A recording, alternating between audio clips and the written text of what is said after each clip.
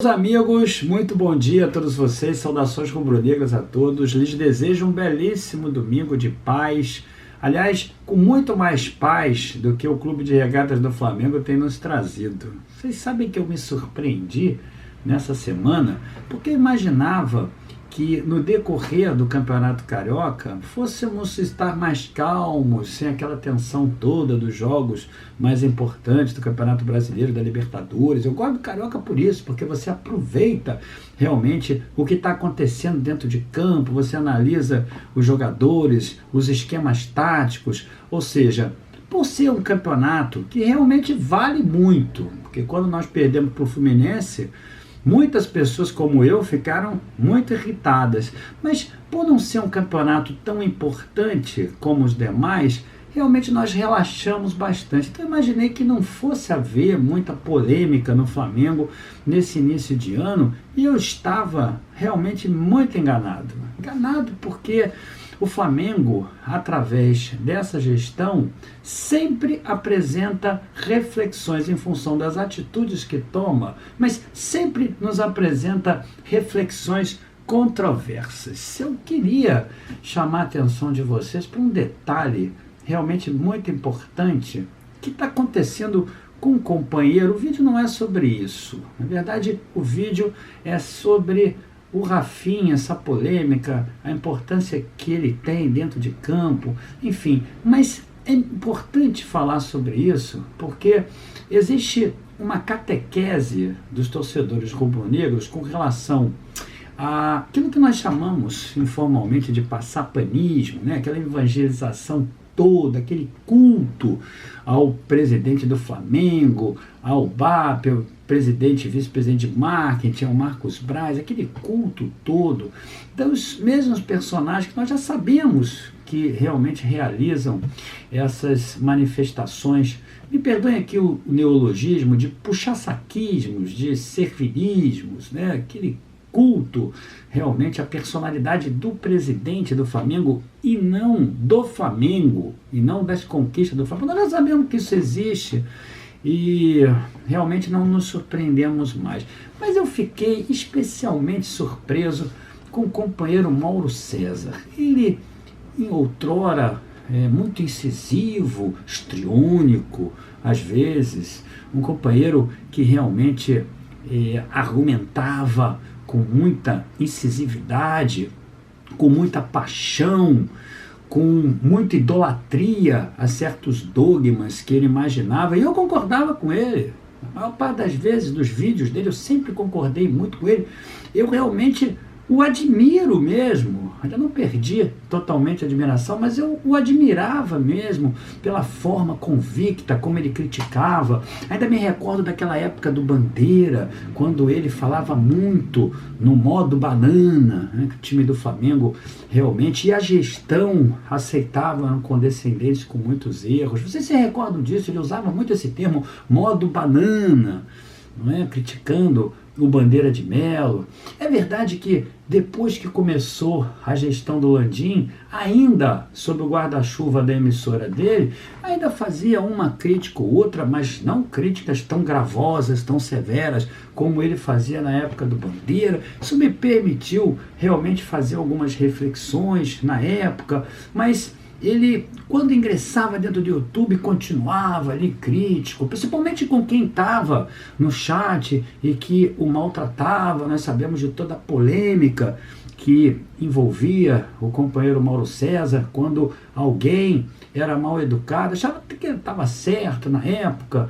Estou até falando isso aqui, né, correndo o risco dele depois botar um vídeo meu, talvez elogiando o companheiro em alguma live, então até na entrevista que eu fiz com ele lá no antigo canal, o canal que eu participava, como ele tentou fazer com o Ricardo Leblon do Bate-Bola Rubro-Negro. Quero até pedir desculpas ao Leblon por estar falando o nome dele aqui, mas ele só tentou na verdade, sacanear o Leblon, botando ali aquele vídeo, quando o Leblon tecia elogios a ele, só tentou, porque sacanear o Leblon com aquela inteligência sublime dele, com aquele rubro-negrismo que ele tem, com aquele raciocínio lógico que ele tem, totalmente voltado para o Flamengo, para o crescimento do Flamengo, é pura perda de tempo. Não conseguiu sacanear realmente o companheiro Leblon, que de passar planista e de alguém que argumenta sem lastro, está muito longe. O companheiro é inteligentíssimo, ele tentou ali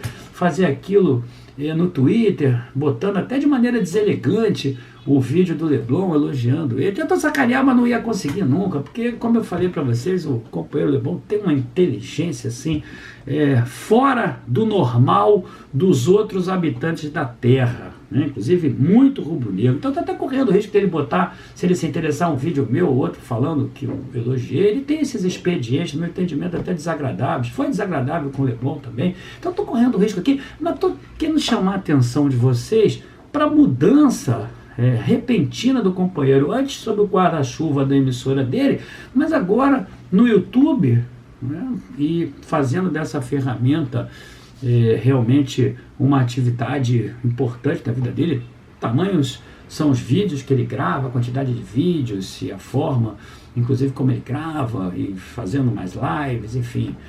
Tinha tudo para estar fazendo um bom trabalho, principalmente com relação ao Flamengo, mas o companheiro mudou completamente. Eu me recordo na época do Abel, quando ele falava do clube do vinho, né? Ele era tão crítico de um futebol ousado, de um futebol realmente incisivo no ataque, de um futebol ofensivo, de um jogo de posse, né? De um time que não recua, de um time que, lá, Cláudio Coutinho e Mister, que enfiava a faca e recortava o adversário inteiro, não é? Que não se acomodava com o placar de 1-0, completamente diferente do time do Rogério Ceni, que o companheiro não critica, fez aquela entrevista passapanista, aquela entrevista café com leite, adulando o Rogério Ceni, não incorreu nas principais perguntas, como se na verdade ele não tivesse competência para poder fazer, e tem, porque ele entende daquilo que está acontecendo dentro de campo.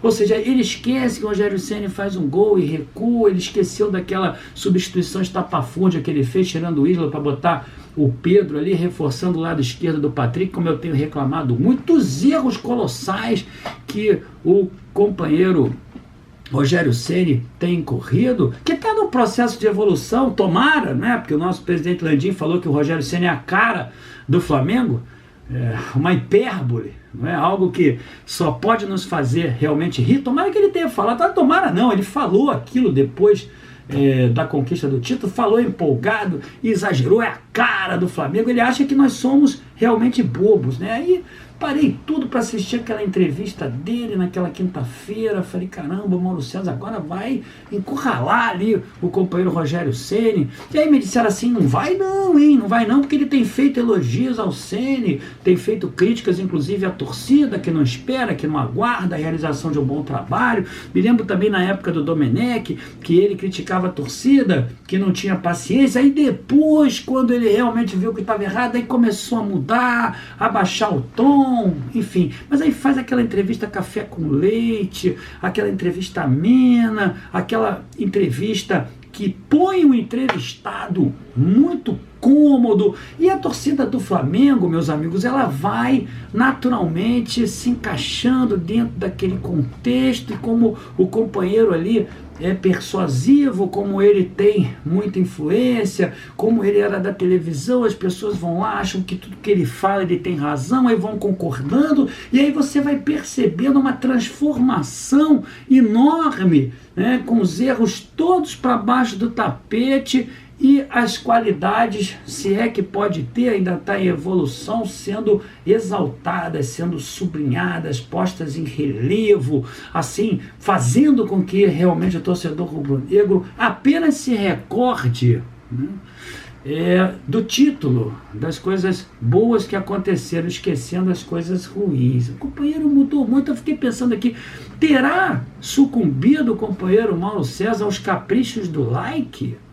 Terá realmente o companheiro Mauro César também capitulado as benesses do superchat, das visualizações, fazendo aquela gestão do chat do YouTube, agradando aos gregos e troianos, né? Deixou de ser aquele argumentador convicto, né? Aquele orador que nós admirávamos, crítico, independente de para quem fosse.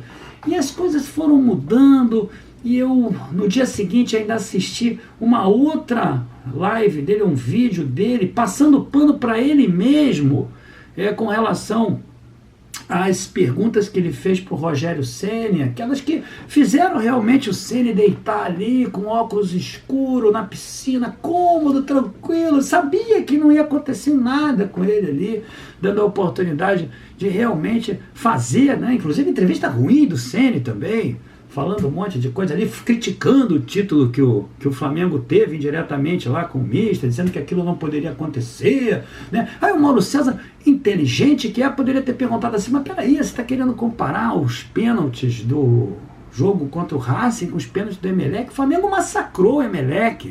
O Flamengo jogou a 360 por hora naquele jogo.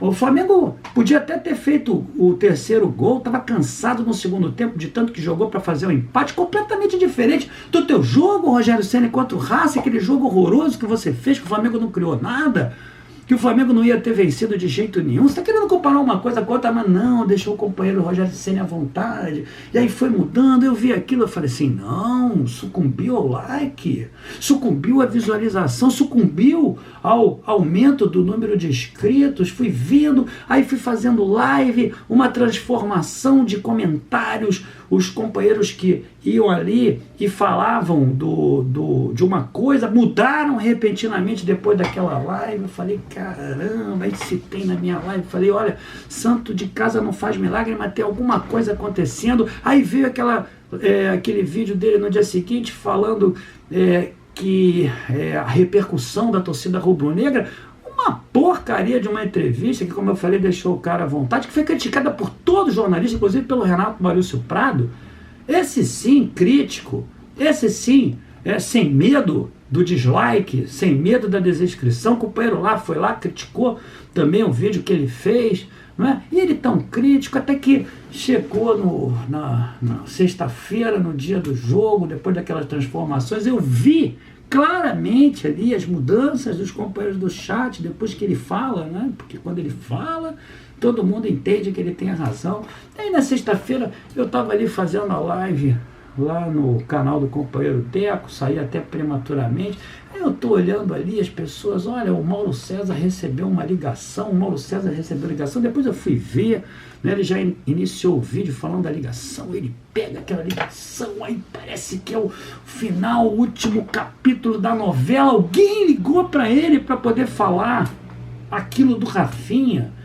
Companheiro inteligente, experiente, sabe muito bem que não era por questão financeira, não apresentou uma crítica ali. Que questão financeira nada, o próprio Rafinha falou isso ontem, ele sabe disso, não fez uma crítica.